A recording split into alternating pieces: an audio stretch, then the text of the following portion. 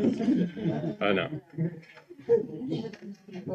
He's on top of his game. 10.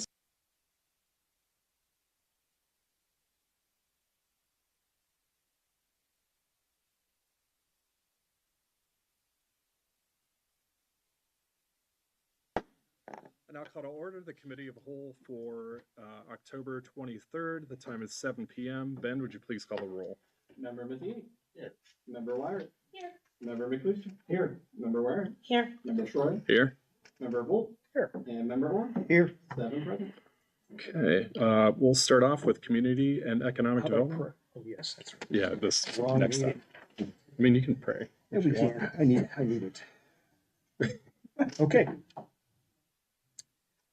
We have for consideration tonight the request to reclassify 10 parcels. You may recall that these are the parcels that are going to be changed to park and institutional or residential single family R70. There's a map in your packet. Planning Commission has approved the request, and our next official function is to set a public hearing. The clerk has indicated that an appropriate time would be November 27th at 6:45 p.m. Any questions about that time? Seeing none, I'll make a motion that we establish the public hearing for this ordinance 69-23, November 27th, 6:45 p.m. Second. All in favor? Aye. Opposed? Motion carries. Okay, moving on to Finance and Property. Stephanie. Okay. Gina, I'm probably going to let you talk a little bit about finance and property. We've had a few changes, and I was able to talk to a couple people about that last week. I'm just going to pass it on.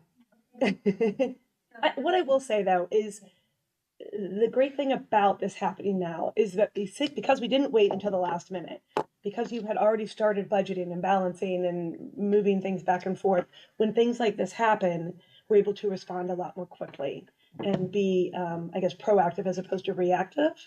But these things happen because when we get rates from what the county auditor gives us, we can't always know 100% what that's going to be. And that's kind of what happened. And then a little numerical error. So, thank you. I mean, if this were happening in February, I'd be bringing it to you in February. Yes. Luckily, it is October, and we're towards the end of the year. So, along with some of the major changes, we're also truing up some of the other line items as well going into year end. So, the tax certification from the county auditor did come back. So, we need to amend our revenues, which also requires us to amend carryover fund balance, which affects next year's budget as well. So, we're going to do the amendments for 23 right now. But then in the next meeting, we'll also talk about the amendments for second reading on the 24th.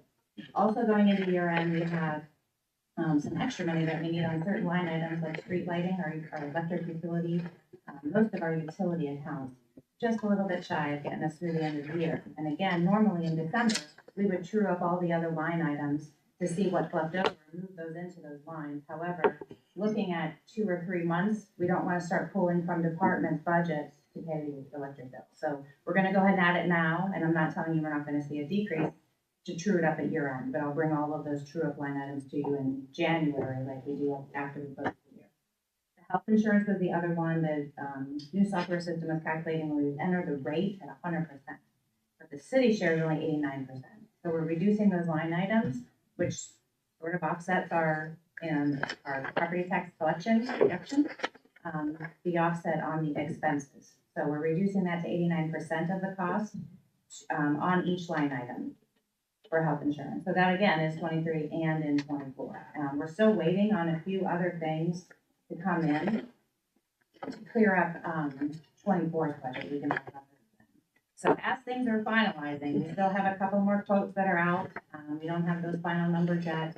The health insurance is not back yet. We're waiting on the health insurance as well. And that's a major line item for the city. So we want to leave that open-ended until we have those final numbers. Does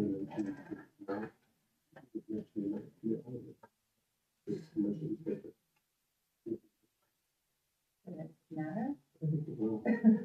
Well, I didn't come with those in my, I have to pull out the green sheet Funny, we still call it the green sheet because they used to print it on green paper. And that's it. Are you talking about tax budget? So that would be the next. Yeah, what they were, forecasting for next year. Lower than Next. Right. He's on the. Right, and it's not Yeah. delinquencies, it's just how I they're think so. accounting for them. On new levies, the homestead and rollback is not gonna be reimbursed by the state on new levies, and we knew that going in, on our last renewals. So we were renewing it, if we renewed it, we continued to receive the 12.5%, but if we added a new levy, the state does not pick that up any longer. So those calculations are a little bit different than what we've been used to for so long. You know, there's always pending changes on real estate taxes. And they have a new credit now as well. Also just passed. So we don't have the effects of that yet either. Do you have that number right? Well, it was not insignificant. Oh, no. No, it affects 23 revenues and also 24 revenues. We certify revenues to the county auditor, the appropriations budget. Mhm. We can't spend if we don't get it, though. Any other questions? Okay, then I'll move that to the agenda. All in favor? Aye. Opposed? Motion carries. And Stephanie, 4B. 4B, just again, Gina, anything that you wanted to say about this with the different, this is the rates for the budget commission. Correct. So this is the certification of rates and fees for next year. Next So the value of millage. Whatever the millage, and we have voted levies, and operating levies are a stagnant amount of money when they're voted in. So that's the 920 rolls them back, so you never collect more even as your values increase, unless there's new buildings. Okay? And then we have inside millage for operating and general fund, and that does increase with value, but it's a small amount.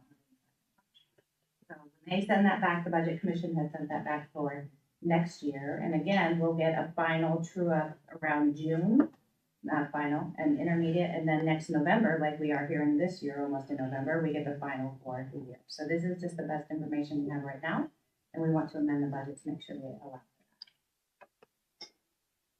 for Okay, any questions? All right, I recommend number 4B to the council agenda, please. Revolt seconds. All in favor? Aye. Aye. Opposed? Motion carries. I will entertain a motion to adjourn the committee meeting. So moved. Revolt seconds. All in favor? Aye. Opposed?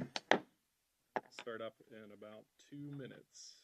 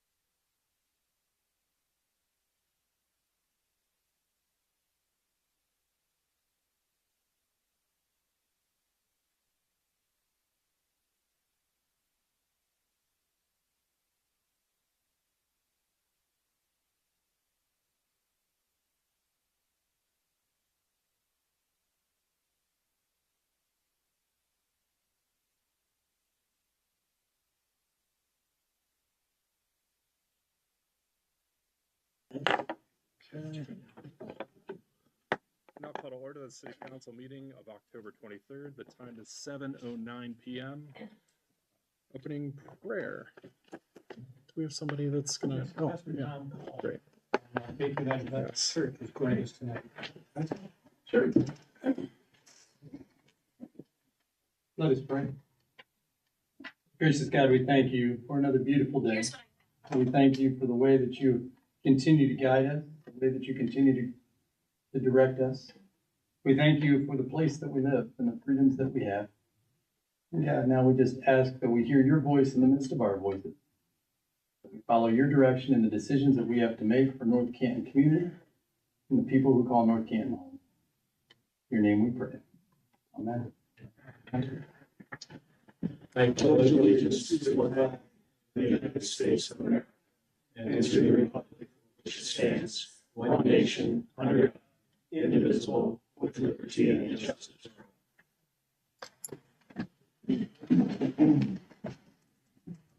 All right, Ben, would you please call the roll? Member Orr? Here. Member Volt? Here. Member Shroyer? Here. Here. Member McLeese? Here. Member Wire? Here. Member Matheny? Here. 7 present. Okay, kind of a motion and a second to approve as presented minutes from October 2nd and October 9th, 2023. So moved. Second. All in favor? Aye. Opposed? Motion carries. And can I have a motion and a second not to request a hearing on the Cross Pizza liquor permit application? So moved. Second. All in favor? Aye. Opposed? Motion carries. Okay. All right, we're going to have recognition of the public, which is Public Speaks. It's going to be agenda only tonight. At this time, members of the public wishing to address City Council may do so. Each speaker will be given 5 minutes. Committee shall be limited to legislative items appearing on tonight's agenda only. The rules for speaking and the speaker's time will appear on both screens. This will serve as the final and only warning for everyone in attendance. Any violation of the rules will result in ejection from the premises. Anyone wishing to address council, please state your name and address and approach the podium, please. Clerk Osborne, 307 Fairview Street, South, North Canton, Ohio. With regard to ordinance 80, 2023 on tonight's agenda, I would suggest that the proposed shared development agreement with Jackson Township is a threat to the future sovereignty and continuing existence of the city of North Canton. I certainly hope ordinance 80, 2023 is not adopted on an emergency tonight, as is typically done on important decisions by city council. How can citizens have time to weigh in and understand the pros and cons of this proposal? Aren't we supposed to be a government of the people, by the people, and for the people? Regarding this proposal, there has been no discussion of the downsides of this action. This council body simply does not discuss possible downsides of legislation. Only the upside of legislation is ever presented. Jackson Township has no legal basis to block this annexation. I understand annexation laws have changed to lessen the financial impact of annexations by both villages and municipalities, but annexations are indeed still allowed by law. Townships continue to receive property taxes following an annexation for approximately 12 years to lessen any financial impact on their revenue stream. Annexations are initiated by the property owner. In this case, North Canton's Community Improvement Corporation is the property owner. This is the result of property acquisitions made by the CIC to the tune of more than $4 million. If the properties described in this agreement have set with no development for years, with only the requirement that property taxes be paid, how does one expect that the added requirement for payment of income taxes to North Canton will result in immediate development? Jackson Township has a population of 43,067 people and covers 37.1 square miles. Jackson Township has vast opportunities for growth and development. North Canton has a population of 17,842 and covers 6 square miles. North Canton has very limited opportunities for growth and development. The big guy is coming out on top in this agreement. North Canton needs both property taxes and income taxes in any annexation, and this should not be the exception. Every municipality and village in Stark County collects both property and income taxes in their annexations of township property. The shared development agreement you are contemplating sets a precedent that will haunt North Canton in any future annexation. Under this agreement, fire and emergency services are to be provided by Jackson Township. Wouldn't future property owners expect these services to come from the city of North Canton? This arrangement is just as confusing as it is for city residents who reside in the sanctuary, who find themselves as water customers of Aqua, Ohio, when they should be water customers of the city of North Canton. This should be a clean, unencumbered annexation, as other municipalities do, and as North Canton has done many times before. I liken this decision to someone who purchases a single-family home and agrees to let the seller remain in the house to live on the second floor, while the purchaser agrees to live on the first floor, for prosperous agreement on its space, just like the proposed shared development agreement with Jackson Township. This agreement is untenable and makes North Canton's future very cloudy and uncertain. In 2010, there was nearly an overflow crowd in the council chamber when a similar proposal came before council. The current and former mayors of North Canton, as well as citizens, filled the chamber, urging council to reject that proposal. City Council soundly rejected that agreement with Jackson Township. I urge this body to follow the actions of that 2013 City Council and reject this shared development agreement. The agreement is not beneficial to North Canton, and further, it is detrimental to the future of North Canton. It was unfortunate that Canton annexed the railroad all the way to the Summit County border, stopping future annexations by North Canton on its western border, following the rejection of the previous agreement in 2010. That string and balloon annexation by Canton became the western boundary for future annexations by North Canton. With this agreement, you are proposing that any annexations east of those railroad tracks up to North Canton border with Jackson Township will no longer be possible. This is a self-defeating decision and should not stand, and certainly not for 50 years as proposed under this agreement. Vote no on ordinance number 80, 2023. Thank you.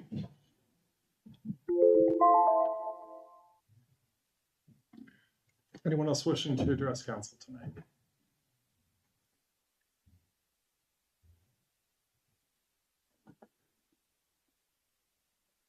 Okay, last call.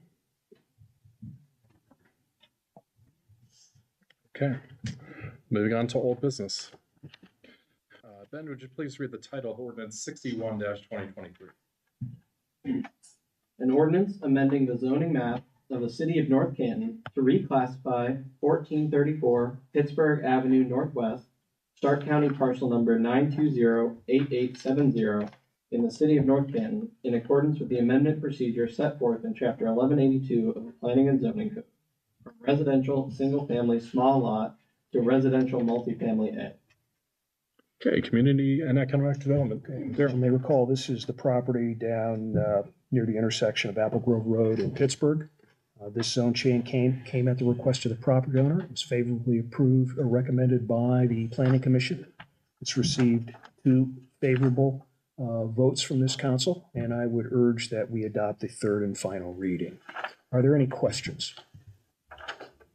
Seeing none, I'll make a motion for the adoption of the third reading of ordinance 61-23. Second. All in favor? Aye. Opposed? Motion carries. Ben, would you please read the title as ordinance 71-2023? An ordinance declaring the improvement of certain real property located in the city of North Canton, Stark County, Ohio, to be a public purpose, declaring such property to be exempt from real property taxation, designating specific public infrastructure improvements that, once made, will directly benefit the parcels for which improvement is declared to be a public purpose, requiring annual service payments in lieu of taxes, establishing a municipal public improvement tax increment equivalent fund, and providing related authorizations pursuant to Ohio Revised Code sections 5709.40B, 5709.42, 5709.43, 5709.832, and 5709.85, Thankfully, that's the last time I have to read it. Daryl? Thank you. Let the record reflect that Member Wyrick has recused himself. Very good, thank you. This is the third and final reading of ordinance 71-23, which establishes the tax increment financing district, the North Main Gateway. This is a fairly standard economic development tool available through the Ohio Revised Code. This will allow the city to capture the non-school revenues from that specific geographic region. We estimate approximately $73,000 in annual revenue. That will be, as short title suggests, used for infrastructure. Are there any questions? Any comments?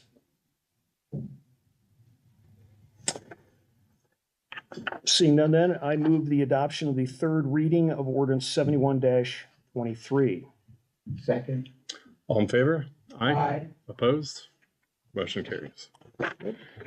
Ben, would you please read the title of ordinance 81-2023? An ordinance amending chapter 959 rental rates and policies of the codified ordinances of the city of North Canton to clarify regulations and repeal outdated policies. Okay, Parks and Rec, Christina, yep, just in time. So this is the third reading, right? Yes. We discussed this, we voted on it twice, we discussed it in committee. Anyone have any questions about it? Alright, then I will move, and find where we are, that we adopt the third reading of 81-2023. Second. All in favor? Aye. Aye. Opposed? Motion carries. Okay, Ben, would you please read the title of ordinance 83-2023? An ordinance adjusting rates and fees for building and zoning permits and associated plan reviews in the city of North Canton. Okay, Daryl. As we know, our rates and fees have not been adjusted in well over a decade. The administration, with collaboration with our building department, has reviewed those rates. They are contained in this ordinance. Are there any questions or comments? Nothing new. Seeing none, then I'll make a motion to adopt the third reading of ordinance 83-23. Second. All in favor? Aye. Aye. Opposed? Motion carries. Ben, would you please read the title of ordinance 86-2023? An ordinance authorizing appropriations for current expenses and other expenditures and related one-time permanent transfers of monies made to various funds for the period beginning January 1, 2024 and ending December 31, 2024. Okay, Finance and Property, Stephanie. Okay, so this is looking at our budget for the 2024 year, and we had to make a few appropriations prior because it will be an ever-changing budget. We do have all the department heads here tonight, so thank you very much for being here. It's nice to see you all. Last week we were able to see some of the individuals at Jackson, so it was nice to have everyone here. Right now is your time. If any of you want to have any, is this what you want to do this, Patrick? Ask any questions or? From the council would have any specific questions, or the department heads might just want to give a kind of an overview of what they see maybe the challenges ahead for themselves, projects that may be coming up next year that they're looking forward to getting started on, maybe some of the operational challenges in the fire and EMS department. Because I know, and you weren't here the night that happened when we kind of looked at a larger view, but we really looked at each of your departments, and we know there were things that didn't get in the budget because of funding. And Patrick kind of tried to explain a lot of how that happened, and there's always disappointments. I remember I asked Rob when that was happening, like I had gotten some email from someone about paving. He's like, it all depends on whether levies pass and, you know, what things happen. So, Rob, you're always so good about starting off. Would you mind starting off? Sure. We'd miss seeing you.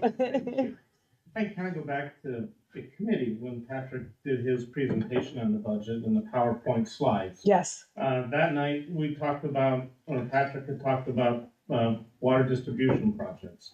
So we've got 3 big water distribution projects or water projects we're looking at that are in the budget. The first one, we have a $500,000 CDBG grant already in place, and we've applied for another 320-some thousand, 24% of our estimated costs from Ohio Public Works. And that is the Woodrow Lois water line replacement. And what that'll do is replace the water line on Woodrow from Pittsburgh to Whistler. And then also, for the title, all the water line on Lois from the south end, south of Woodrow, to the dead end at the condominium complex there to the north. And then from Browning to Janet, at the north end of Browning, the north end of Lois, is an off-road piece. That's old cast iron, we're gonna replace that. And then upon completion of the water work and the services to the right of way for each of the houses, we're gonna replace the sidewalk on both sides on Pittsburgh, again from Whistler to, on Woodrow, from Pittsburgh to Whistler. Replace the sidewalk that's dilapidated in bad shape because of all the trees that have been butchered through the years. And then we're gonna repave Lois and Woodrow as part of it. So Big project. that's over $1 million project. Yeah. So that's a big one. Yeah. But we already do have some grant. Next in the water world is, we're looking at one, and I think we've dedicated the balance of our ARPA funding to it. And it's also probably the worst street in the city, is 9th Street Northeast, the cul-de-sac portion. We're gonna start at the north end at or the east end of that at Weber, and work our way through the cul-de-sac west, and then there's an off-road piece that then goes west through the grass and ties in at the end of Woodside. So replace that old water line and then reconstruct 9th Street while we're in it. Curb gutter, and new pavement, and also that north of 7th of Weber. The water line's okay, but we'll replace the street to match what we had done in previous years to the south. And then the last big one, and I don't want to steal Mr. Lighthammer's thunder, but is the new potable water well at Arrowhead. We're looking to get $500,000 in aid from the federal government in the budget bill, as Patrick has explained. And we're also looking at a $1.5 million grant loan or PWC package that we've applied for. That well and the raw water line to go with it. And Mark talked about why we need it with the rising chloride levels and whatnot. But that's about $2.25 million. From the street side, we've set aside, again, $350,000 for our annual paving program, which gets us less and less each year. Discussed and the need for the levy next year and whatnot. And then also, we're looking at repaving East Maple Street from Marquardt west of Taft. That section is in quite bad shape. You've seen just within the last week or so, they're still working on the pavement. At least against the curb, the street department has replaced the curb and got pretty much the entire north side last year, and we involved with this year. Lastly, sanitary sewer wise, we're proposing a lining project on Wilbur north of that. And videoing the sanitary sewer that's out there, kind of as a fallout from the May 2022 storm that we had. We've seen that we have infiltration in that sanitary line along the beginning of Michelle Creek. High rain events, that water is shooting into the pipe. We want to line that. Is this the one you talked about for many years? Is it? You know, we've done some stuff on the south end of town. We've kind of looked at that, but we've really just come to light in the last year. And part of our routine maintenance of cleaning and videoing conditions of all our sewers just came up. Got it. I think I'm thinking of another one. Yeah. That's kind of it in a nutshell, from Okay. sanitary, water, and street. Any other questions for Rob on that? I have one question, and actually it's for each of you as you speak, is what is your greatest challenge for 2024? What are you doing to address that? And what do you want from council for the future? For us, it's just in the last couple of years, the out of control inflation. You know, it takes a long time to develop a project. From working with the department heads, and to me as engineer, okay, it's beyond routine maintenance that each department does. Let's work on a solution. Let's find grants. Let's work with you as council to fund it, and that takes some time. So you finally build that funding pot, and then all of a sudden out of the blue, you've got 15 or 20% inflation over a couple of years. So then I guess the big thing is me with my head down, coming back to you or to Gina, you know, trying to explain why. So I think that's the biggest thing for me, just keeping up with the inflation. Hopefully that gets better right now. And then, you know, obviously, as we talked over a year ago, the need for the street and drainage levy. You know, 385 or whatever those bring in, just to try and keep up, because each year we're falling farther and farther. Every individual's feeling. Thank you, Rob. Then in water distribution world, Brian, if you wouldn't mind, you know, if you could just, I know you don't like to speak up, if you would like to talk a little bit about two things that I had in mind that sometimes escapes this. It's, you know, on a line item somewhere, but you're doing some work out at the Akron Canton Airport. Yeah. So I oversee water distribution, park records, and building maintenance. And our water distribution team works closely with Rob, not only on the infrastructure and our projects moving ahead, but just routine maintenance, EPA requirements on valve turning, along with the lead and copper service line inventory that's required now. And we're working on that. Out at the Akron Canton Airport, we're working with Rob and our water model to make better improvements to serve the Akron Canton Airport. Our booster station. Yeah, which is great. You were involved with an expansion project that's out there now. Yes, Castle Aviation, and that project's going on out there at the Akron Canton Airport. We have to move some water lines for that. Got meetings with them moving forward, but that area and our water is important. Our park and rec road, our building maintenance, working with administration, keeping up with preventative maintenance with all our buildings, whether it's this or City Hall, Dogwood, Arrowhead. Our team's very busy, and we have a lot of projects to look forward to next year to make improvements on our buildings as well. How many hydrants do you service, Brian? Fire hydrants. I know you know that. Yeah. We have about 1,600 hydrants.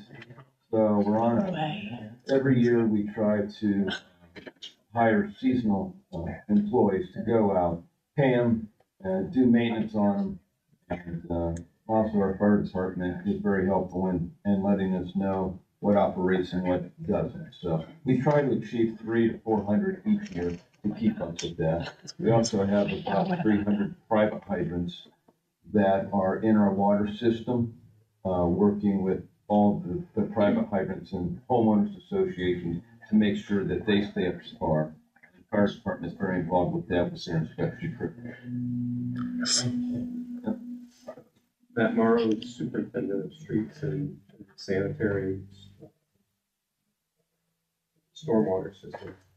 And Matt, you also got some equipment in this last 2 years for your team to do more in-house. Would you mind maybe reviewing with council a couple of those projects, and then if you what your intent is then for 2024? Yeah, you know, I'll stand so everybody can see me. Thank you. In the past few years, I think last year we got a paver, and we got a skid steer with a coal planer, and we got a tack truck which puts down the city code before we pave.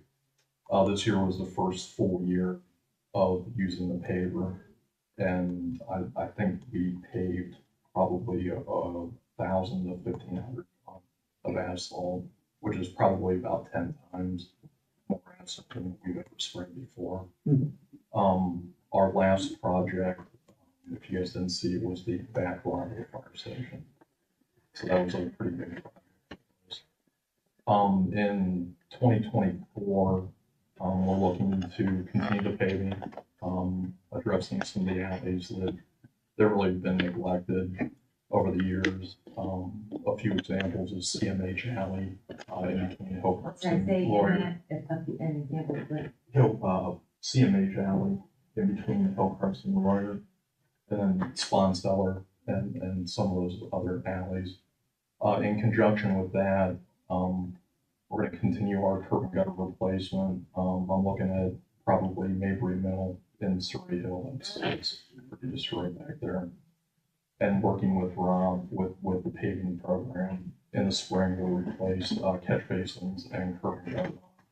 Anything that's getting into the paving program. As far as the sewer department, in conjunction with the main trunk line and the showing getting slip line, there's a line item in there, slip line, parts of Woodward Avenue Northeast and Chatham where it goes under the creeks, where we've seen a lot of infiltration of water. And that's all old clay lines. We're gonna do that in steps over the years. That's about what we're gonna do. Thank you. Thank you. Thank you so much for paving that alley behind Crow's Nest Restaurant. Oh, yep. That was needed. So thank you. I was gonna say thank you, Baker Court. Yeah. And mind you, these are all projects that would have had to be bid out as part of what Rob does. Taking funds away from the other streets that we could have done. By doing it in-house, you really have provided, cost savings, and also service that was, neglected for some time. And is Matt's group doing the sidewalks as well? Is Matt's group doing the sidewalks that we've been working on as well? So we are Main Street. Okay. The lowest. Well, and you were able to fix when they were putting in the new grates and things, and sometimes the sidewalk would capsize when they put that in. So I think you did a number that, like in our area as well. And one of the things that they commented was how service oriented you were and your team and just how considerate and back out and looking at it. So thank you. Mark, we recently got a operations manager that spread some of the administrative duties. And, if you wouldn't mind, I think we've got the one project that we're getting ready to bid out. Is it the clarifier? Yes. Can you explain what that's all about? Okay, first I'll touch on what Rob started to. Mark Lighthammer, Water Treatment Plant Superintendent. The big thing for us is chloride levels. Over the years, about every decade, they've been rising 50 points or milligrams per liter per decade. We're right now at about 200, and some of the wells are even pushing 250. 250 is the secondary maximum contaminant level before the EPA will come in and make you do something about it. So this has been going on. We've known about this for a while now. We've been working on this, probably just what Rob and I have done and Brian out at Arrowhead. In fact, Brian and I were the first ones to find low chloride water at Arrowhead. We've sank a monitoring well out there. The test results come back. Chlorides out there, the levels are 70, which is much, much lower. The next lowest levels are 180 milligrams per liter. So we also did a case study with, what's the one out of Akron? Arcadis, out of Akron, and they come back. There's only two ways to get rid of chlorides in drinking water, RO or desalinization. Well, the RO streams, it depends what size you put in. It was going to have to go in the basement.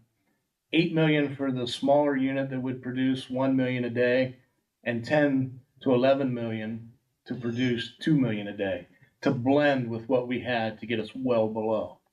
Well, these wells that we found out at Arrowhead will do the same thing, blending at a much lower cost. So that is our biggest fight right now, and the chloride problem is a whole Northeast coast problem, with salting roads. Yeah. Well, the golf course in that area up there at Arrowhead, there's not a lot of salting goes on the golf course, so that's why they're much lower. So we've been looking for places. We did a study with Bennett and Williams that picked out 7 places initially to go look and sample. and Arrowhead came back as the best option since we already owned it also. Then on the clarifier, what does that do? The clarifier project, there's 3 250,000 gallon, basically they look like big swimming pools. And that's our flash mix for all chemicals going in and it rusts over time. It's steel with a little bit of fiberglass on it and it rusts. You can get about 10 years out of the project. We're at about 8, but they're really bad. We had put back money for this year to do them. I added about 40%, but with inflation and everything, that wasn't near enough. So we're gonna have to rebid it here shortly. We just signed a contract to have it rebid, and it looks like it'll be a couple $100,000 more than we anticipated since the last time. They're thinking it'll be somewhere in the neighborhood of 700,000. Last time it was 208,000 up. And that was just 8 years ago. Chemicals is another huge problem that we have. Chlorine has tripled in price. We went from 74 cents a gallon to $2.15. Nobody will bid a 2-year contract anymore in the chemical world. It's down to 6 months, and then they want to revisit it because it's so volatile. Inflation has hit us pretty hard too. Mark, how much water are we pumping out for greater North Canton area? On average, in the summer, we average about 4 to 4.5 million a day. In the winter, we'll drop all the way down to 2.5 million. We're at about 3 million now. And your rated capacity is? 9 million gallons. With room for an addition for 3 million more. It's already there to be plugged in. Additional customers. Okay. Thank you. Thanks.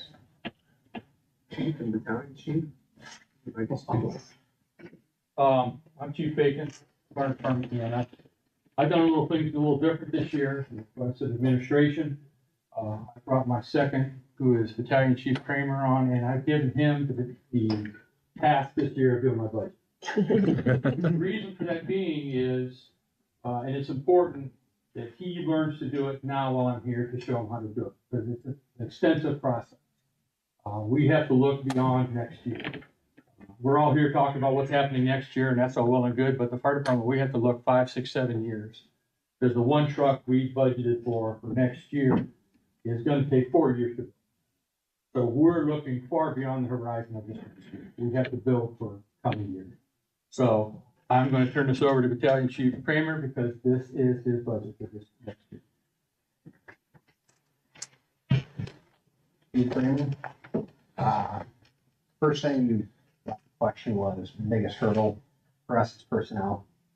This year to date, we're about 250 calls over last year. Last year, we were over 300 from the year before. So within a 2-year span, we'll be over 600 and so we're wearing guys out.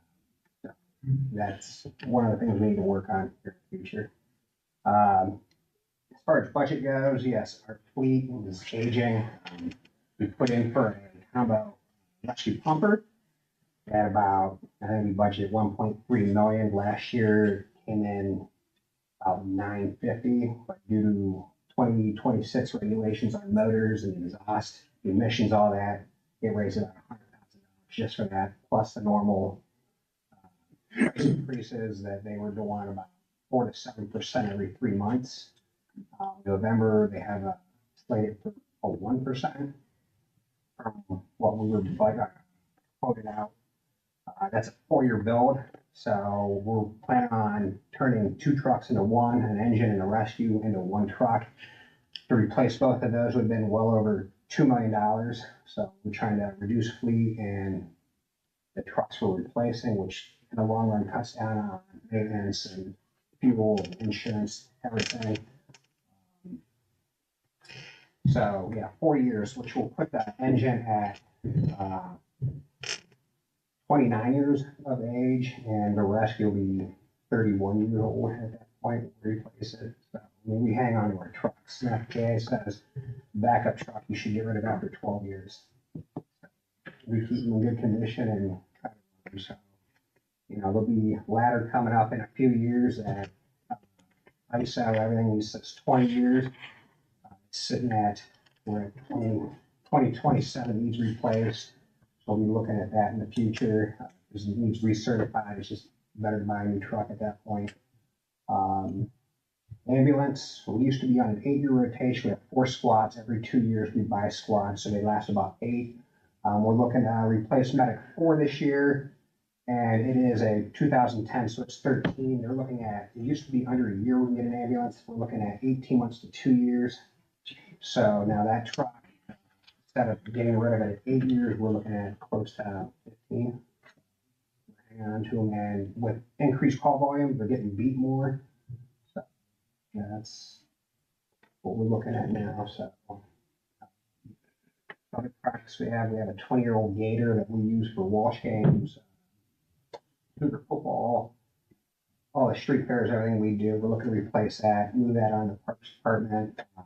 As part of the rescue truck we're getting rid of, we're looking for an enclosed trailer, and with PD making that command post, we're doing some things with that to use during 4th of July run, all the football games, everything we do. So other than that, Those additional 500 extra runs over the past 2 years, where are they?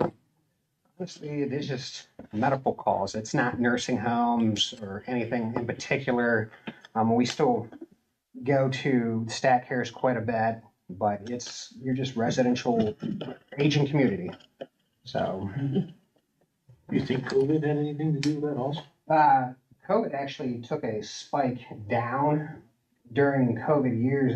Less people wanted to go, so some of that was coming back up, but actually COVID cases are not high right now with what we're transporting. Do you feel like there's a truck or an engine or some sort of something you would be able to share with either Plain Township or Uniontown or Hartville or? The issue with that is, that has been explored numerous times Yeah. with ladder trucks, because ladder trucks Right. are so expensive. ISO enters into that. And ISO says that within your city, you have to have a primary ladder truck you respond within so many minutes to keep your ISO rating. Due to the Walsh College, due to the Hoover Company, Diebold and all that with the 4-story buildings, we need to have a ladder truck in the city.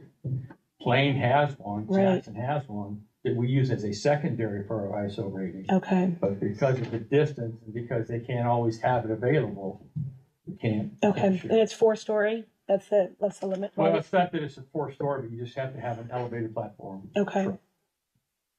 For those that may not be familiar with the term ISO, it's an acronym for Insurance Service Office. And the purpose of the Insurance Service Office is to rate the in this case, the fire service that's available in any given community, and how quickly they can respond, but what can they respond with? And so the Insurance Service Office categorizes all property. This affects every resident, every business in any community. So the ISO gives you a score between 1 and 10. 10 means you pretty much don't have any fire service at all. If something happens, you're on. 1 is the absolute best. They're going to be the quickest. They have the most manpower. They have the most equipment. Everything. Good. Where's North Canton? North Canton's a 4 is good. 3 would be better. Oh, we are 3 now? 3 now. 1 through 3 is great. It's not bad. You get to 5, 6, you're in kind of in the townships. You're like Plain, Lake. You get down to Paris Township. You're 8, 9.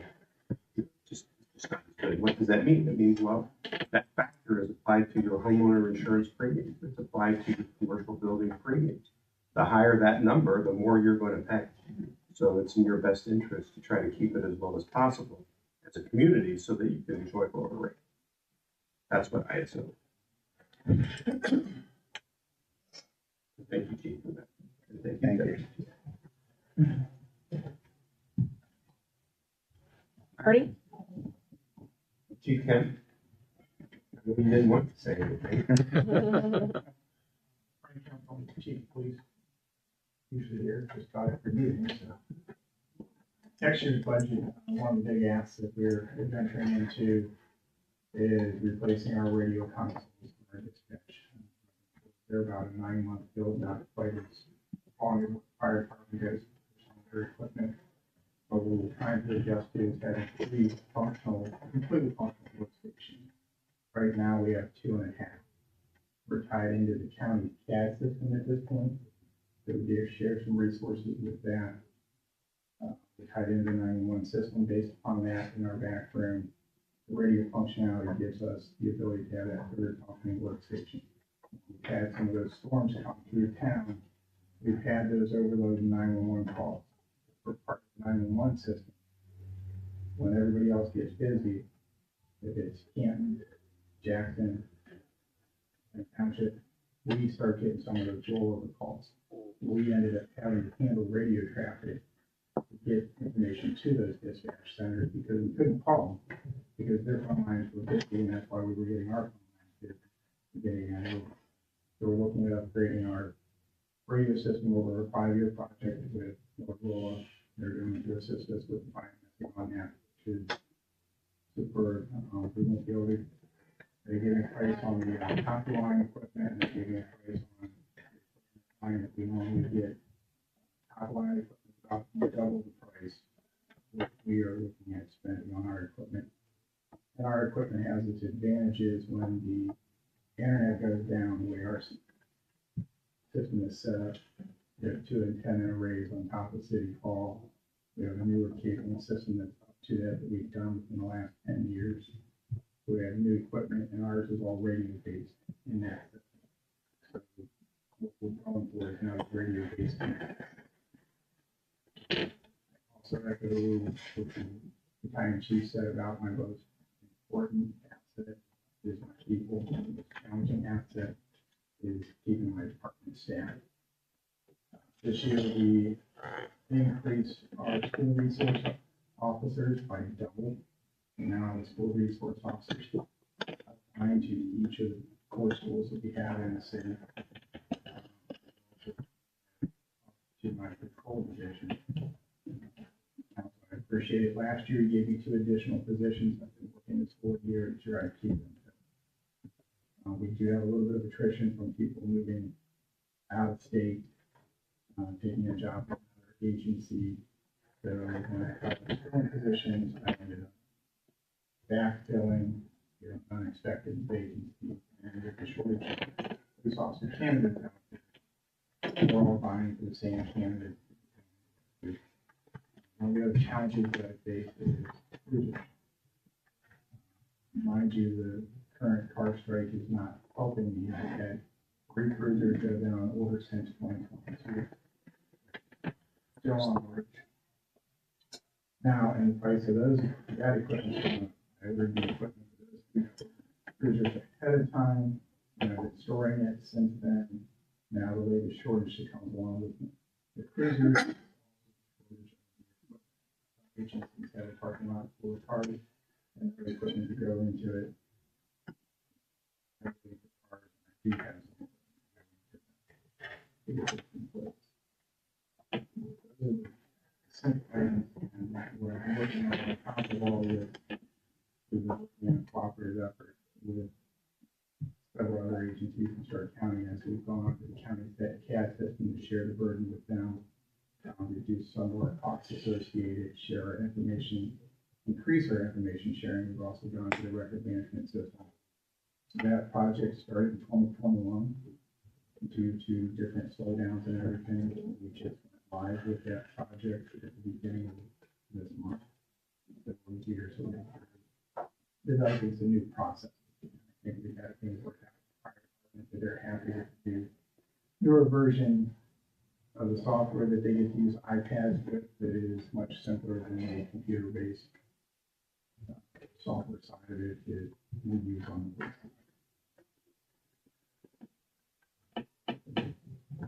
website. Chair, back to you. Did Marty want to say anything? No, I think that's kind of contracted services. Okay. Okay, any other questions? All right, if there's no other questions, I move to adopt the first reading. Volt seconds. I'm sorry, the low. Finance has some amendments she'd like you to make. That's right, she did, which we did talk about in committee. So the second reading of the next year's budget, were new items since the first reading. The appropriation amendments we just did for this year, which of course affects carryover balance, so we need to amend it for that reason. The final tax certification, obviously from the county auditor, is the second one.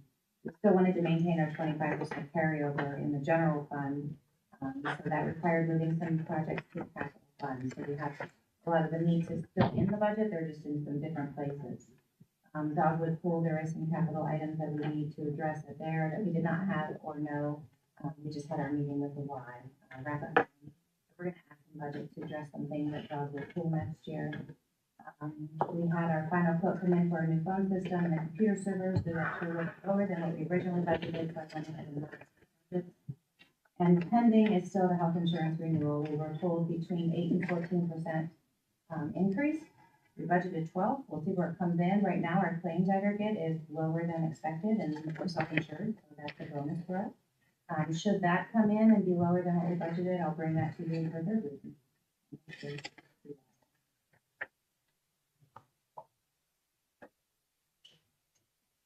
Any questions? So what's the nature of the amendment? The language? What's the nature of the amendment? In your packet, you have two versions of the budget. One that says amended at the top, which contains the amendments. The 4 different amendments. Okay.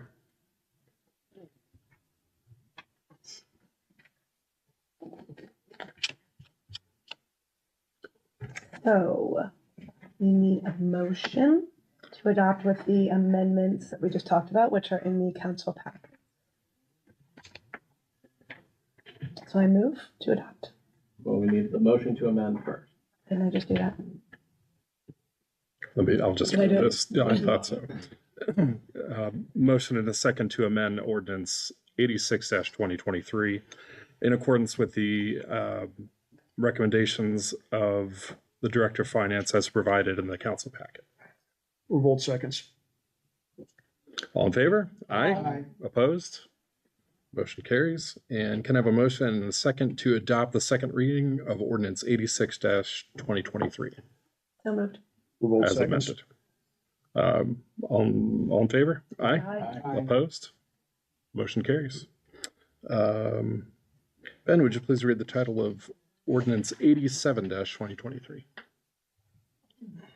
A resolution to acknowledge the rates and fees utilized to establish the budget for the 2024 fiscal year. Okay, finance again. Okay, we did look at that also, and we have to do this every single year to make sure we know what rates and fees are going to be in that budget.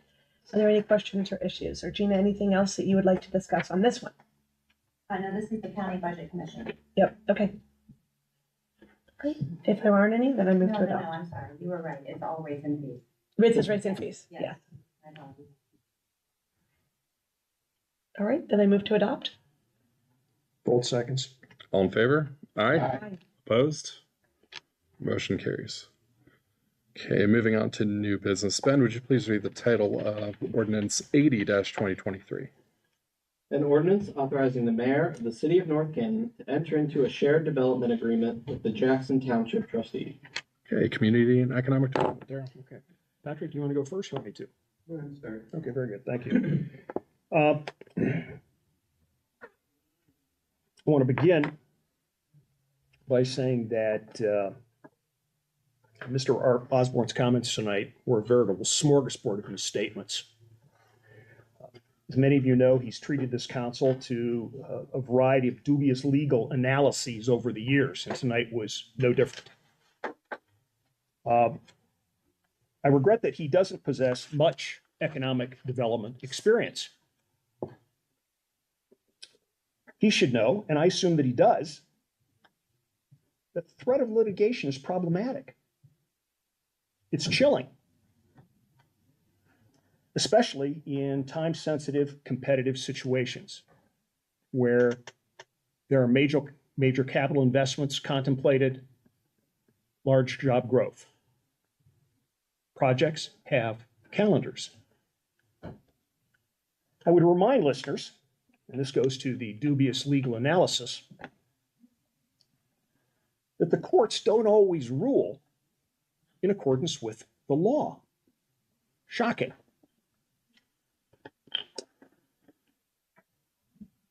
The string and balloon annexation, which was referenced, was a type of annexation that had long been determined unconstitutional by the Ohio Supreme Court. But yet, the Court of Common Pleas here in Stark County found no error. In large part because Canton had already conducted a string and balloon annexation to the quarry to the east of Canton.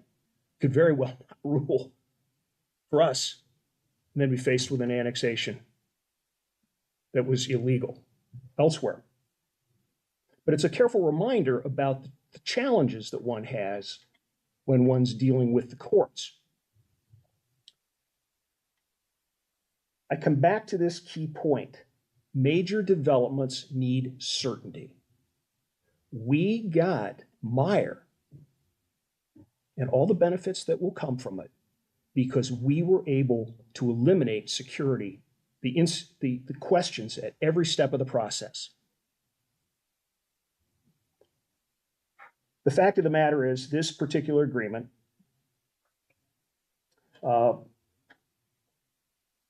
helps both Jackson and the city of North Canton. It prevents litigation. They've agreed to cooperate. We all sat in the meeting. We heard it. Matter of public record. And what does that cooperation mean in real terms? Well, first of all, let's understand that Jackson is built out. It's not creating more commercial space. It has what it has.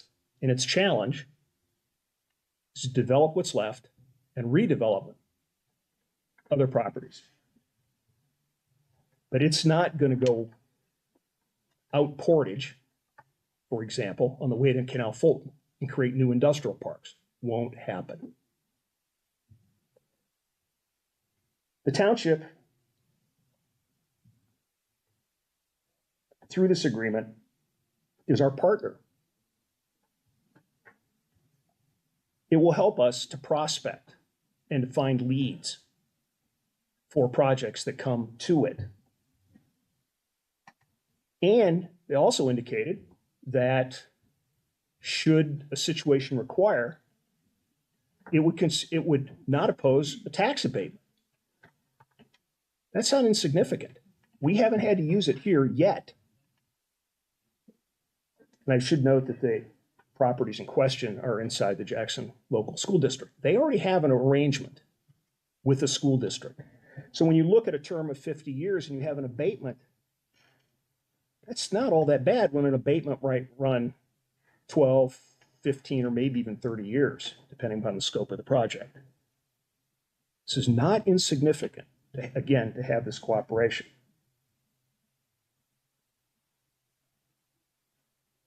I think it's a winner for us.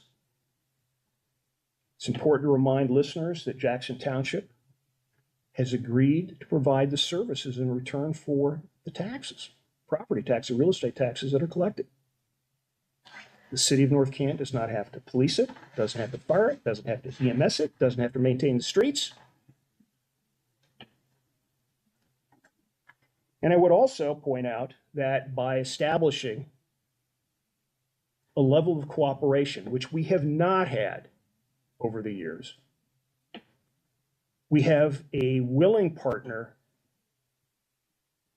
in the sale of our water system. We could use a few more customers. You heard tonight what the long-term issues are with our water treatment plant. More customers help keep the rates down. This is a winner on a number of levels. I think I'm the only one here in this room that has ever run an annexation campaign. I won a couple of them. lost a couple too. It's much better to cooperate than it is to fight, because a fight takes time, creates uncertainty, doesn't get you where you need to be. If I was convinced that this was not workable, not in the city's interest, again, as the only guy who's run annexations around the table here, I'd vote no. But I think this is a good idea. I think it's also important to understand that as we look at this, the township isn't necessarily going to prohibit annexations or contest them. Just have to make sure we follow the agreement. And we're confining this to an area along our western edge that's ripe for redevelopment, particularly as we move north of Portage. We know we've got the large parcel opposite Kane Toyota, but there's more properties to the north. And if you ever doubt that cooperation doesn't work, think for a second what we could have had with that surgical center had we been in position today. Had we been. Pardon? Yeah. Let me rephrase that. If we had had this agreement today, that surgical center, there's a good chance that surgical center could have been inside the city of North Canton. It was a significant capital investment. It produced high-wage jobs. We could have brought the full weight of the city's economic development initiatives to bear, plus tax abatement, perhaps. And we could have reduced the cost to the docks who had to build it. At the time, I thought we could have dropped the cost 15 to 20%. Not insignificant on a capital project. So, I think this is a pretty good deal. And it's worth, as you've heard me say many times, it's worth trying. It's worth the experiment. We crossed a major bridge in mending relationships with the township. They're excited, we're excited. I think we can work together on this. And here's the other thing. If this works, and I think it will, it opens the door to projects in Plain Township up North Main Street. If we can demonstrate this concept has value, contributes to the bottom line in both communities, both governments, I think you've got a winner long term. You have a winner long term. We would not necessarily be having a debate about certain businesses operating in Plain Township. So, Mr. Diorio? Yes, thank you. Being as the second old timer here, I can go back. Into the Wayback Machine. Wayback Machine. So, going back to when I served on City Council, one of the things that was of great importance to me then and remains this day is the water treatment business. Business is selling water. And, 18 years ago, I was calling for the appointment of a water czar, somebody that's going to run the water treatment operation like a business. Because if we don't run it like a business, we're going to be out of business. And when you go out of business, you end up liquidating assets at fire sale prices. And then everybody's at the mercy of whoever the survivor is, in this case, who'd look to be Aqua of Ohio, whose business model is to surround small municipalities and choke them from their customers. And that's the danger that I have seen over the last 18 years. So it's been my emphasis since I got here to try to grow the water base. You have to grow the customers. And where can we grow? Well, we can't grow east. The city of Canton has run a water line up Market Avenue all the way to Hartville. Can't get across it. As we look to the north, the county, Stark County has water lines that they have put in and they have customers. And where do they buy their water from? Aqua. So, displacing the county water customers is not likely. We've had discussions with them, but they're not that interested. The county commissioners, that is. So, we can't go south, that's Canton. So that leaves one direction west, and we're being squeezed from the west by Aqua. So this agreement, had it been in place in years past, would have resulted in far more high-value customers. It would have been a benefit to residents inside. We know from what we heard last Tuesday as an example, that Jackson Township knew their development plan. They knew they were going to develop the strip. And when that time, before that time came, they negotiated with Aqua and at their own expense, put a water line in north of Portage, going towards Apple Grove, to service what is now Costco.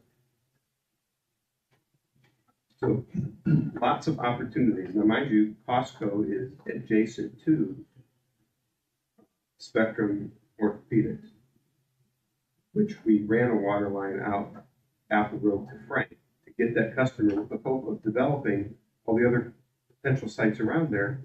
Yet now Aqua is adjacent to that line, developing all the Costco and that other industrial park there. And it's another foregone lost opportunity to get high water customers in the system, paying outside rates. If we're not going to grow the business, if we're not going to grow the customer base that will help keep costs contained, you heard what Mr. Lighthammer said, challenges that we face on our cost structure. And we know from the federal regulators in Washington, they're saying you can no longer just hide your expenses and not raise your rates. You got to have an asset management plan in which the assets of the things that you own, the things that you need, are reflected in the rates you charge. This is not optional. So, from a policy directive, the challenge that you all will have in the years ahead is that if you're not going to run this like a business, then you need to get out of the business. You need to sell it while you can get something for it. That's the challenge. This agreement opens that door to more water customers. Township is willing and wants to put agreements together with us as it relates to water. And conversations have already begun, even though we don't have the agreement in place yet. I know that will work. So water is very important.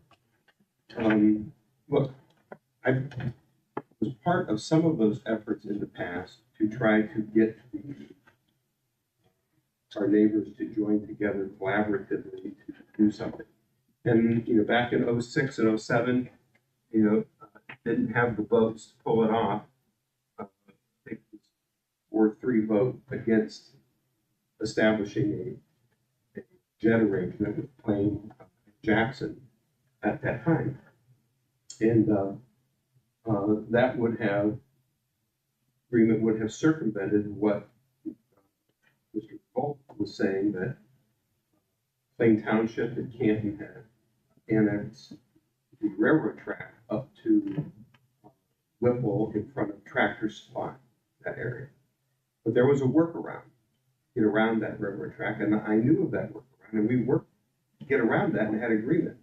But it didn't pass through City Council, largely over what I would say, respectfully disagree with the opinion that, we can just take what we want. We'll just annex it and just take things. Irrespective of whether or not people want to do hostile annexations. There were ways at that time to kind of do that. And so everyone was afraid of giving up annexation for 99-year agreement. And what has it gotten you in the last 18 years? Goose eggs. Nothing. You got nothing but hostility and animus and being able to grow. So with that, we've tried another run at it here, and certainly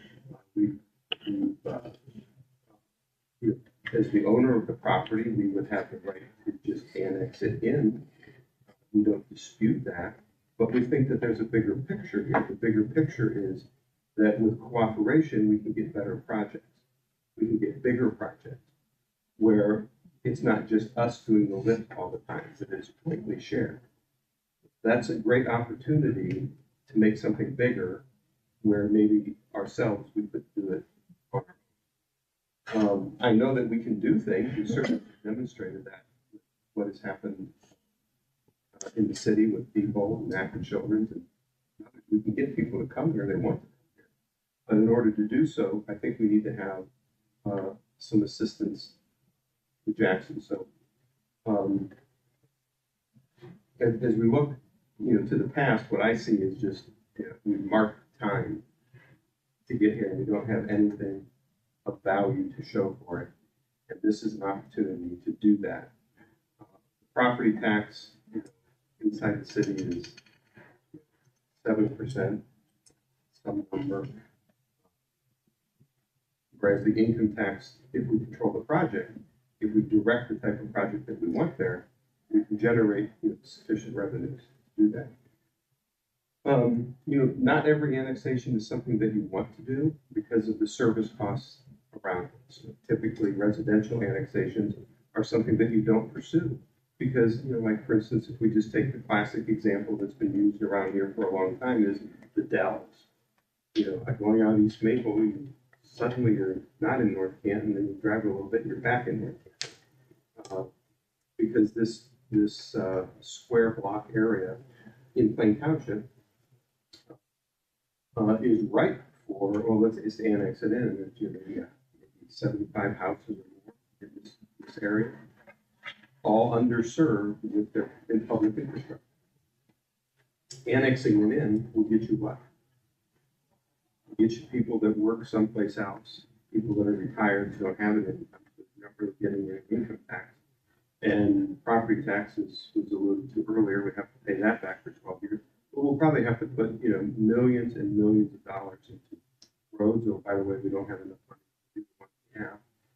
Infrastructure with sewer, storm, stuff that has been neglected, by Plain Township as well. So with that, you have to be careful. In this case, we're saying we've negotiated an agreement where in exchange for the property tax that they collect, they will provide all these services that we won't have to. And in my analysis, looking at the cost to provide those services outweighed the amount of property tax that they possibly collect.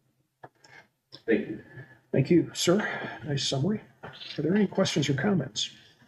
This will be the only the first reading tonight. Questions or comments? Seeing none, I make a motion to adopt the first reading of ordinance 80-23. Second. All in favor? Aye. Opposed? Motion carries. Okay. What is B?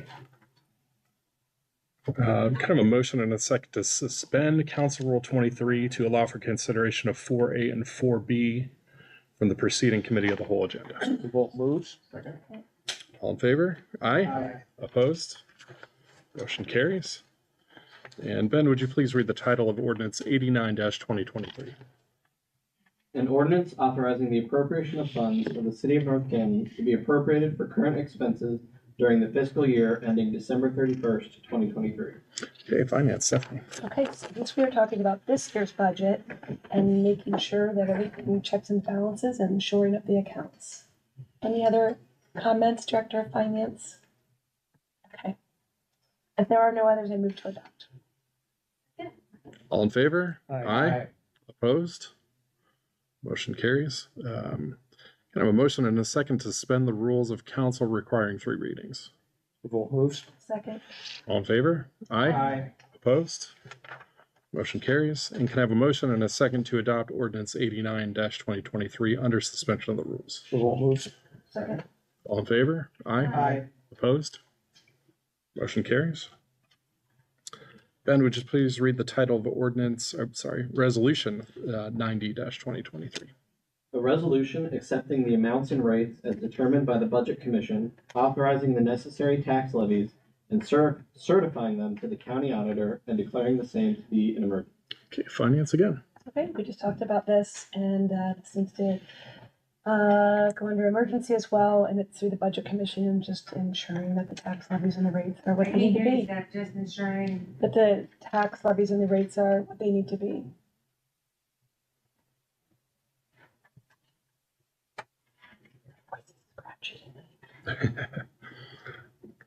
Are there any questions, concerns? Director of Finance? If there are none, then I move to adopt. Both seconds. All in favor? Aye. Aye. Opposed? Motion carries. Kind of a motion and a second to suspend the rules of council requiring 3 readings. So moved. Second. All in favor? Aye. Aye. Opposed? Motion carries. And can I have a motion and a second to adopt resolution 90-2023 under suspension of the rules? So moved. Revolt seconds. All in favor? Aye. Aye. Opposed? Motion carries. Okay, moving on to department reports. Director of Administration, Patrick. I would just add only one item. We did have, as Gina mentioned, a meeting with the YMCA management. Our contract with the YMCA. As we wrap up this current season, we will be bringing you a report next month, PowerPoint presentation to kind of show you the results of that, and that it, despite the really awful start to the summer, and then really not very warm weather during the summer, we still managed to keep out the operational gain. And we'll be talking about some of these things in detail. And then we will be starting a new round of negotiations with the Y for continued management. Thank you, Patrick. Director of Finance, Sheena. All right, thank you. Mayor Wilder. Yes, thank you very much. This notice, I just want to bring attention again, you all saw it. There was a notice we sent out on October the 20th. There was reports of solicitor misinformation. Did you all see that? And misrepresentation regarding the city aggregation programs. We were receiving, or there were solicitors going into the community, providing false information regarding our city and gas electric programs. Just in a short synopsis real quick here, the city of North Canton has recently received reports of solicitors, salesmen going door to door, who are providing misleading or false information regarding the city's gas and electric aggregation programs, and or falsely claiming to represent the city by promoting alternate energy programs. In short, we just want the community to be advised that the city does not solicit or canvass for our fixed rate community gas and electric aggregation programs. And you can go on our website and you can look for information on our city aggregation program and information. We have a frequently asked questions page there, and that's available at our website. So just want to bring that to the public's attention. I want to thank our department heads and superintendents for sharing their accomplishments, but also the challenges facing us now and into the future. And in regards again to the shared economic agreement with the Jackson Township, we had a public hearing last week, and people who wanted to speak for or against had the opportunity to do so. And folks, this wasn't something that came up overnight. This was months and months of planning and discussions, and was communication, cooperation, collaboration with our neighbor, Jackson Township. And for me, not only from the water standpoint, but here we have an opportunity to really look at land use projects, maybe innovation or creative, or something that's going to benefit both of our communities. And so I'm very much was in favor of a shared development agreement. I think Mr. Revolt said it is something that maybe is historical, and we haven't accomplished something like this. And so I'm not going to let school colors separate us, folks. I bleed a little red and blue because I'm a plain local kid, right? I also bleed orange and black because I've lived and worked here. I've protected this city, and I've managed this city for over 40 years.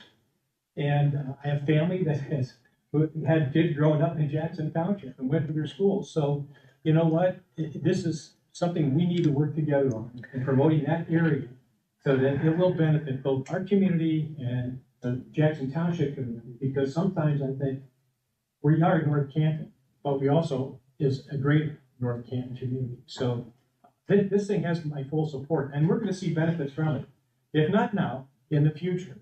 So I'm very happy and pleased that Jackson Township embraced this meeting months and months ago, and worked hard with our finance director, our city administrator, bringing it back to council for input, and the other, the fire department and the police department weighing in on it. So I'm very confident that we're gonna see benefits to this in the future. So I just wanted to put my 2 cents in supporting the shared development agreement. It's gonna be good for us, it's gonna be good for Jackson Township, it's gonna be good for our greater communities. Thank you. All right. Thank you, Mayor. Settle down about that green and gold stuff over there. I was red and blue. You got green and gold over here. Yeah. Never green and gold. Council Clerk Ben. I'm actually gonna put on my other hat of the IT world. Do you want me to call it the IT guy? Yeah. I mean, I guess. So first, our rental registration phase 2, which you all relatively recently enacted, has officially begun. Mailers went out last week. I got my first, what I'm sure will be many phone calls today. And that's so we open up for early adopters, anybody who wants to register early, but the mandate to register does not begin until January 1st, 2024. And then secondly, we've talked to you all several times about how in 2024, we're hoping to catch up to the 21st century and have a fully online permitting process where you no longer have to physically walk into City Hall to apply for a permit. Phase 1 of that will begin next week with contractor registration renewals from 2023 renewing for 2024. And that's in hopes that all of our contractors are logged in the system, listed for the start of pulling permits in 24. To try and help contractors with this change in processes, we do have 3 in-person trainings scheduled here in this building that in hindsight, I should have brought the dates with me. I'll bring them next week. That any contractor who wants to, or any resident who wants to learn about how the new permitting system will work can come and watch a demonstration in the City Council. All right. Thank you, Ben.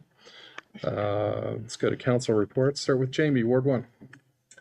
All right, I just want to first say that I share the mayor's excitement about the shared development agreement with Jackson, so I'm looking forward to seeing that going forward through completion. Want to thank Patrick and Rob for getting some information for me. And Rob, if I get any of this wrong, please feel free to jump in. So I think we had seen some activity over on the detention ponds over there on 7th Street and over at Dogwood. I know that I had a number of residents reach out, and just based off of the flooding that we had had last year, and just wanted to know what sort of improvements were being made. So again, Rob, if I get any of these numbers twisted here. So on the 7th Street Northwest Basin, removed 78 truckloads of sediment material, which that equates to 1,170 cubic yards, and that gives us approximately 236,300 gallons of increased capacity for rainwater over there, which I think is just fantastic. So, and then the information I have for over at the Dogwood Detention Basin, 253 loads, which was 3,795 cubic yards of material. Again, good for an additional increased capacity of 766,500 gallons of water. So my hat's off to you guys, because I know that I got a lot of questions from people about that project, and just know that that was something that impacted a lot of residents several years ago. So I'm glad that we're able to make some positive changes there. So thank you.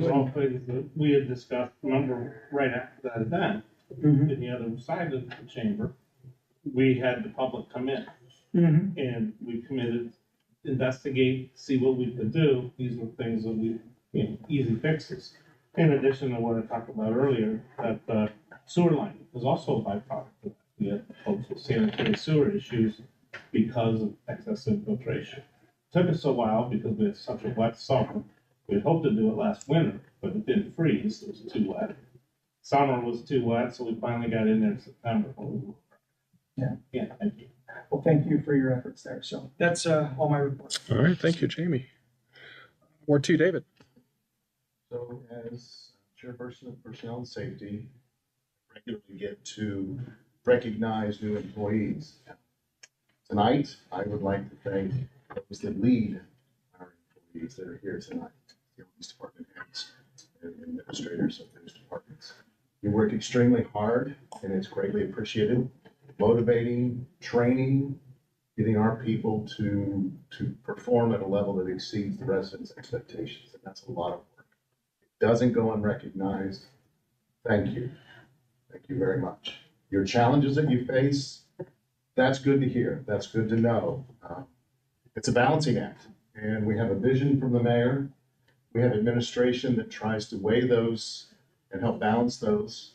And importantly, we have a finance director that takes these monies across so many accounts to try and provide the best possible service, as much assets that we can have, and then also be able to provide these employees that they manage an opportunity to do what they do best. A lot is going on. And again, I thank you for taking your time this evening to come out here. It is greatly appreciated what you do. All right, thank you, David. Ward 3, Stephanie. I will just, not repeat, but I agree. I appreciate, David, every time you say thank you to those that lead and manage, because that's not easy. And I know sometimes when we're in those roles, you're going to give them the leading and management next year, not the budget. Sometimes it's easier to do Excel spreadsheets and manage people. So I know how hard that is, and I do appreciate that. And yeah, it was exciting to be at Jackson last week and move forward on a project that we're collaborating on, and hopefully kind of a new way forward for managing our borders. So thank you. All right, thank you, Stephanie. Ward 4, John. I want to thank all the department heads coming in tonight. Thank you. The Jackson is going to be an exciting time for North Canton. We're going to grow. It's going to be a win-win. And I agree with Daryl and Pat. Other than that, no report. All right, thank you. Daryl. I think one of the challenges we all have as we sit around this table is many times we're contacted by constituents, and many times we're contacted by constituents, and we want to be responsive and to their suggestions and their ideas. Last week or so, I've taken a rare look at social media, taken a couple calls. And one of the things that struck me about that communication was that we've got a lot of citizens in this community that have a very keen understanding about zoning. Very keen. They support small business. They want to grow jobs. And I think sometimes they feel that our regulatory environment is insufficiently friendly. In fact, one memorable communication I received from a constituent thought it might be great to have no regulation. Now, I could have dismissed this out of hand. But then the thought occurred to me, why don't we create what I call a freedom zone? It's an overlay for residential properties. So if you're in one of these zones, or you want on your block, you don't want zoning, we'll lift it. You can do whatever you want. Think about this a second. How it might spur entrepreneurship in our community. Right now, you can raise chickens. That's all. We're not going to count anymore. Oh, that's right. All right? We're not going to count. Raise chickens. Sell the eggs. And if a customer comes to you and says, hey, I really want fresh poultry, you can process it right in your garage. Sell it right from the end of your driveway. Think about that a second. Maybe we've got somebody who wants to sell auto parts. Park the car out in your backyard and sell it. There's no zoning. Think about how that might really spur creativity in this community. And I could go on. I think there are lots of really, really cool ideas that might come from a freedom zone. Want to put an addition on your house? Do it. Take the whole backyard. More taxable revenue for the city. Want to move your mother-in-law in? Maybe not a good idea, but you want to move your mother-in-law in? You're on an R50? Take the backyard. Convert the garage. There are just a lot of really, really cool ideas that we could get from this. Freedom zone. Overlay an R50, you take an entire block. Dave, the person that had the impact on me, lives right up on Apple Grove Road. I thought her stretch of street would be absolutely perfect for it. Sell cars right out of the driveway. It would be really fantastic. But there'd be no regulation. That's the beautiful part about it. The citizen makes the decision. He lives with it. He profits by it. Terrific, in my view. Now, obviously we're not going to do this tonight, but later on, maybe we could push this over to the Planning Commission down the road and have them ponder it and then bring it back to us and create this overlay. We've got overlays all over town. But I like the idea of freedom. I like the idea of empowering our citizens to make decisions about their real estate and their neighbors. Might be pretty cool. As Mr. Osborne said, of the people. Let's give them the authority. Let's trust them.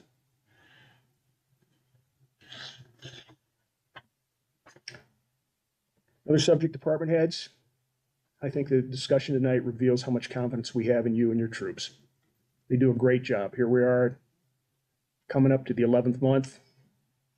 We've had a good year. They work hard. I've sat through budgets where we've thought about what we're paying here, what we're doing there. The bottom line is, following Mr. Matheny, please communicate to them the confidence that we have in their performance. They've done really, really yeoman's work this year. That's appreciated. It's my report. Thank you, Daryl. Christina. Get to follow that. Yeah, just thank you to department heads for being here. That's all. I sign you up for the Freedom Zone. All right. You'll think about it. Yeah, I don't know if that I'm in favor of the Freedom Zone, or I don't want to live next to it anyway. So Just thought I'd keep throw it that out away there. from me over there. Thank you, department heads. Thank you for being part of the budget. It's amazing how much the budget's improved since I first started to today. So Gina, Patrick, everyone, thank you. I'm very enthusiastic about the Jackson agreement. It's, in my opinion, I think it could be the potential for many other developments that are closely situated nearby. So imagine 5 years ago, and I said this during the meeting, that during Rivalry Week, which we won, by the way, that we would be in their chambers talking about a merger. That wouldn't have happened. So look how far we've come from that. And yeah, maybe Plain Township comes around in we can be amicable on something going forward. Sure would save a lot of money on legal costs. So the environment for annexation is not what it used to be. If you look at the Ohio laws, they're changing. So I'm 100% in favor and very enthusiastic about that. I don't have anything else.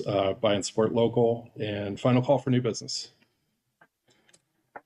Seeing none, moving on. The meeting calendar. So the next meeting will be, we are going to have a 5th meeting this month. It will be, well, 6 if you include the Jackson one. The meetings calendar, October 30th. So we're going to have a regular city council meeting. On the 30th. Yes. Okay. Well, and we'll be around if you guys want to talk. We'll stick around. So come on up and talk to us. We'll take a motion to adjourn. So moved. Second. All in favor? Aye. Aye. Opposed? Yes. That was uncalled for. You talk down to the people. You're here for the people.